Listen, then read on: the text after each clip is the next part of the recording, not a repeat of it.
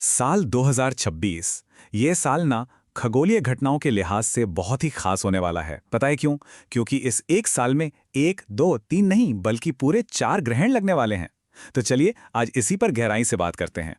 जी हाँ, बिल्कुल सही सुना। पूरे 4 ग्रहण। और इसमें भी 2 सूर्य ग्रहण हैं और 2 चंद्र ग्रहण। मतलब आसमान में दिलचस्पी रखने वालों के लिए तो ये साल वाकई में यादगार रहने वाला है। लेकिन सवाल ये उठता है कि इन 4 बड़ी बड़ी खगोलीय घटनाओं में से भारत के लिए कौन सी मायने रखती है। कौन सा ग्रहण हम यहां से देख पाएंगे और किसका हम पर असर होगा। और इसका जवाब है सिर्फ एक। जी हाँ, इन चारों में से केवल एक ही ग्रहण है जो भारत में दिखाई देगा।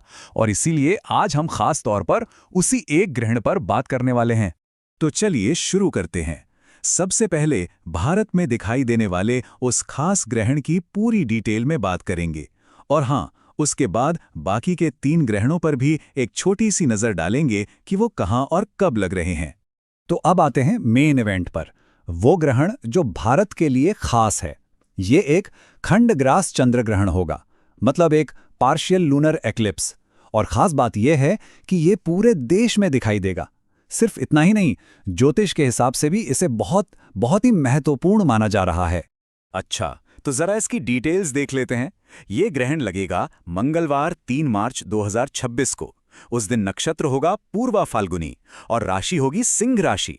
और जैसा कि हम देख सकते हैं, ये सिर्फ भारत में ही नहीं बल्कि ऑस्ट्रेलिया, एशिया और अमेरिका के कुछ हिस्सों में भी नजर आएगा। अब टाइमिंग ये बहुत जरूरी है, तो ध्यान से सुनिएगा। सूतक काल तो सुबह 9:35 पर ही शुरू हो जाएगा, लेकिन जो असल ग्रहण है वो शाम को 6:26 पर शुरू होगा। और ये बहुत छोटा सा है, सिर्फ 20 मिनट का। ठीक 6:46 पर ये खत्म भी हो जाएगा। तो चलिए अब ये देखते हैं कि ज्योतिष के हिसाब से इस ग्रहण का अलग अलग राशियों पर कैसा असर पड़ने वाला है, क्योंकि माना जाता है कि हर राशि पर इसका प्रभाव अलग ही होता है। तो देखिए, असर को मोटे तौर पर 3 हिस्सों में बांटा गया है। सबसे पहले अच्छी खबर, मेष, मिथुन, तुला, वृश्चिक और मीन राशि वालों के लिए ये शुभ रहेगा। फिर आती हैं वो राशियां जिनके लिए मिला जुला असर रहेगा। ये हैं कन्या, धनु और कुंभ। और आखिर में वृषभ, कर्क, सिंह और मकर राशि वालों को थोड़ा सावधान रहने की सलाह दी गई है, क्योंकि उनके लिए इसे अशुभ माना गया है।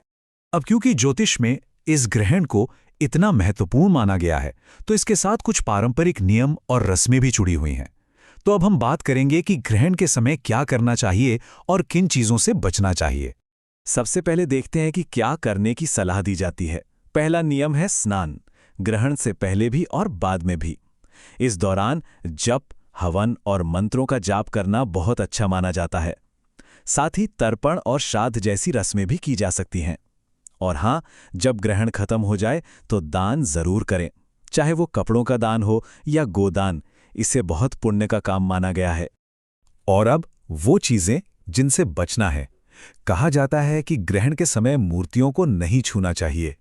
कुछ भी खाना पीना और सोना ये भी वर्जित है।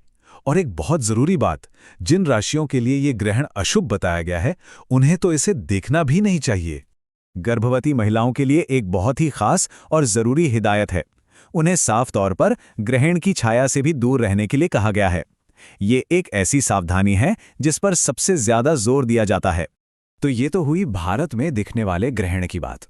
अब जैसा कि हमने शुरू में कहा था कि कुल 4 ग्रहण हैं, तो चलिए बाकी के 3 पर भी एक फटाफट नजर डाल लेते हैं जो दुनिया के दूसरे हिस्सों में दिखाई देंगे।